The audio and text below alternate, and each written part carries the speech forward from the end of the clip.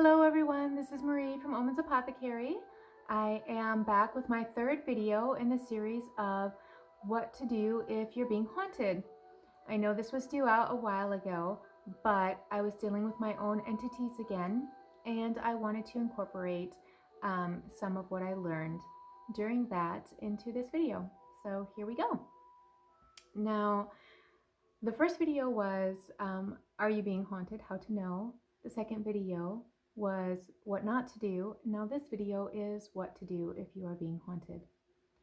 So if you are ready, we are going to give it a go. The first thing that you want to do if you have ghosts or spirits in your home is to not freak out. Don't panic. Stay calm. Stay happy. Keep the happy vibes. Second thing, get help.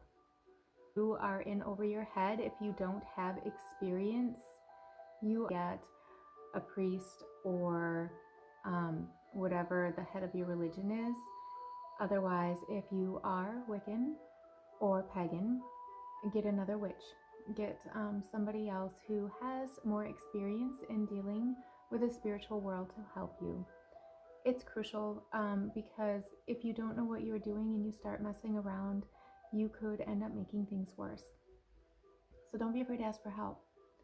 Now, also, what you're going to want to do is you're going to want to cleanse your home.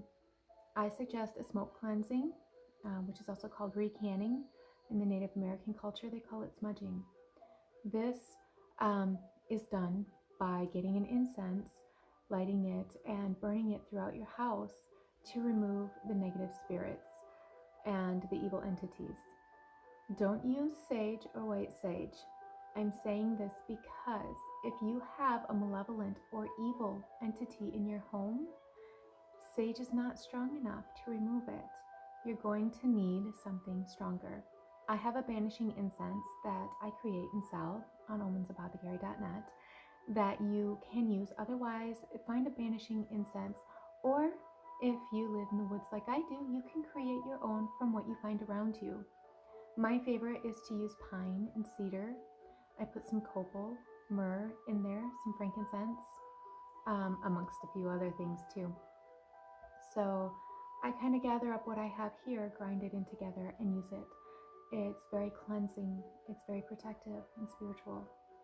So you want to turn to something like that if you are dealing with a really negative or malevolent entity or spirit in your home. What you want to do, I'm going to kind of run over this because there are some people out there who don't necessarily know how to smoke cleanse. You want to start at your front door or the front entry and go around counterclockwise and have a little chant or something that you say. That's what I usually do. You can also just visualize your intention, but I like to verbalize it out loud. I want to make myself heard loud and clear exactly what I want. And I let the entities know that they are not welcome and that they may not stay in my home and that they must leave. And you walk through your space counterclockwise, letting them know this. It's a smoke cleanse with your windows and door open. If you can't leave your front door open because you have pets, understandable, but you definitely want your windows cracked and open. You do want to keep in mind, however, that small animals like birds or reptiles, things like that, they cannot handle the smoke. It is hard on their lungs and they won't be able to breathe and they may suffocate. So you definitely, if you have small animals like that, want to get them out of your home. Also be mindful of cats and dogs. You know, small animals have little lungs and it is really hard for them. They can die from smoke inhalation. So just be aware of that before you get started. You want to smoke cleanse your house. Once you get all the way around back to the door again, counterclockwise, you're then going to want to fill your space with happy or positive energy. There are a few different ways that you can do this. You can visualize the kind of energy that you want in your home. This will take some time and energy. Sometimes you may not have the extra energy to spare after removing nasty spirits from your home. Otherwise, you can play happy music. I'm talking classical or fairy music or something really happy, lighthearted, and upbeat. I don't suggest music with words. I also don't suggest, you know, heavy metal or rap or hip hop or pop or anything like that. We're looking for something that is universally happy. Just because it makes you happy does not mean it's going to fill your home with happy energy. So keep that in mind. If you don't like that kind of music, you don't want to listen to it, obviously you don't want to bring any negativity into the space. So play the happy music and leave your space. Leave it for 10, 20 minutes, whatever. Let the music do the job for you. That's my favorite way to do it. The reason that you want to refill your space with happy and positive energy is because otherwise something else will fill that void that you have left where the negative energy was, where the evil spirit was. You need to refill that space before something else fills it for you.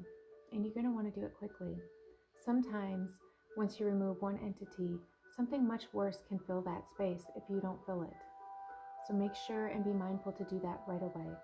And what I do when I fill the space is I take my music player, which is my phone, and I walk around the house clockwise.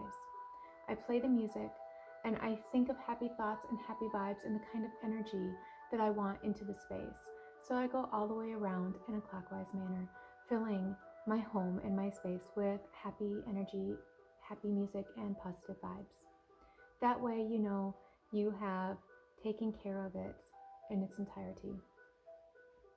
Now, another thing to remember is to be respectful if you have spirits or entities in your home, ghosts, because they were once human too, and they do have feelings just like we do. Some of them may be there of their free will, and some of them may be stuck there and not aware. So be mindful of that before you try banishing something. Maybe it's there to help you. Maybe it's stuck and can't leave. Maybe it doesn't know it's dead. Maybe it doesn't know where to go.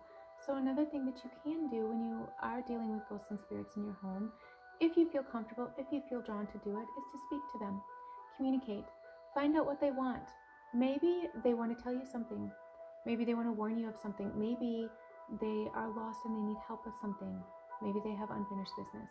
You never know. If you feel comfortable, definitely go that route. But if it definitely feels evil or malevolent, get rid of it. Don't mess with that. Just get it out. Have it gone. Another thing that you're going to want to do is check into the information, the history about your home. Perhaps you live somewhere that is attracting ghosts and spirits. For instance, I live right next to the river. I have a creek on another side of me, and my home is built on a bed of sandstone, as well as their Indian burial grounds not far from here. Therefore, my land and my home is kind of a conduit for this spiritual world, ghosts and entities. They are attracted to this place.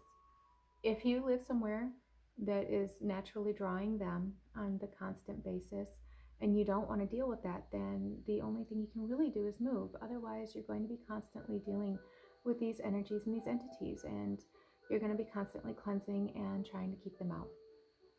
So it's up to you how you want to handle that or how you want to deal with it, but it is good to know what you're dealing with, to know if it's just where you live that's attracting them, or if it's maybe the history of your house. Maybe something bad happened there. It's always good to know. The more information that you have, the better off you're going to be. Another thing that you're going to want to do is do a cleansing bath. It's very important to remove any stagnant energies or spiritual energies that have attached themselves to you. This does happen. It can happen. A spiritual bath or cleansing bath can remove almost anything. It can even remove some ancestral curses.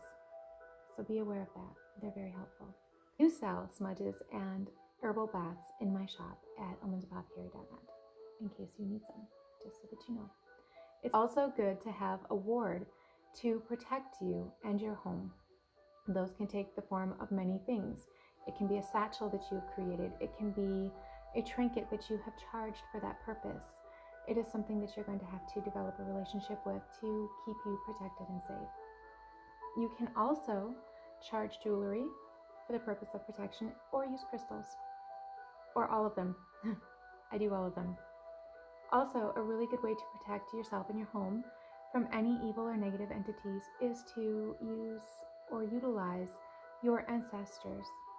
Your ancestors are out there. They will protect you. They want to protect you. They want to keep you safe. But in return, you also need to be looking out for them and their well-being. But that's a whole nother video. Ancestors are definitely good to contact and to develop a relationship with because they will protect you. Be mindful that you are also doing something for them in return. It's a give and take. The key here is to keep your home and your environment happy, filled with positive energy and love and light. If you have negative energy, if you're a negative person, or you're just a grouchy person, you need to try to keep positive vibes in your home. If you're a grouchy person or a negative person, you're going to attract negative energy and bad entities. They feed off of it. They feed off that energy. So happiness, love and light, being lighthearted, it's good for the soul, it's good for your home, it's good for your spirit, and it is good to keep negative entities away. Kill them with kindness. They can't feed off of that. I hope that you like my video. I hope that it will help you and give you some ideas on how to deal with any entities that are living in your space. I may have missed a few points, but you get the general idea. Get help if you need it. Stay positive, stay happy. Don't do anything you're not comfortable with. Check out your area. Communicate if you feel that you need to. And good luck. So thank you so much for watching my video. If you like my video, I hope it was helpful. If it is, please subscribe and give it a thumbs up. Look for more videos coming in the future. I hope they will help you as well. So have a wonderful day. I hope you have a wonderful week, and I look forward to Maven. I hope you do as well. I love you. Thank you so much for watching my video. Blessed be.